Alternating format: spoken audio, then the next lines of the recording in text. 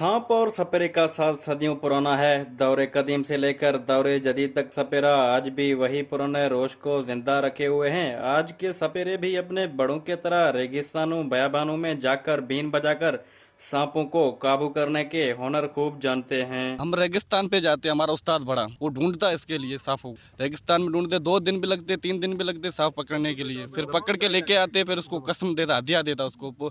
किसको 12 महीने का देता है, किसको 3 महीने का देता है, किसको 6 महीने का देता है। फिर घर पे लेके आते, फिर हमारे को शागिर्दों को देते हैं ना। फिर हम जाते हैं रोजी रोटी के लिए अपनी। हमारा रोजी रोटी यही है। रेगिस्तान में बहुत सारे बैठे हैं, रेगिस्तान जाते उस्ताद बजाता है।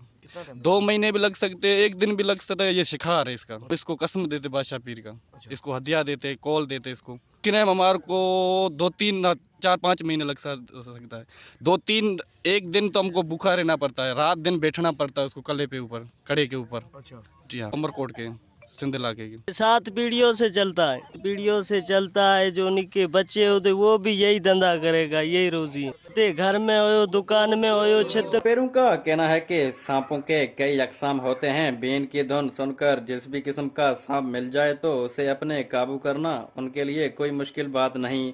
अपने उस्ताद का सिखा हुआ कड़ा दम पड़ते हैं तो सांप फौरी उनका ताबा हो जाता है। सांप का जहर भी कड़ा दम पड़ने से 6 साल से 1 साल तक भी असर हो जाता है और फिर मुद्दत खत्म होने से चंद दिन पहले उसे वापस रेगिस्तान में छोड़ा जाता है। सांपों के साथ गुजर सफर करने वाले सफरों का मजीद कहना था कि हमारे अब्बा अजदाद भी यही काम किया करते थे और हम भी जोगी बनकर बहुत खुश हैं। हमारे पास हर किस्म की सांप मौजूद होती हैं जिससे हम अपने शौक भी पूरा करते हैं और यही सांप हमारे जरिए आमदन भी हैं। कैमरामैन टीम बख्शली चाचड़ के साथ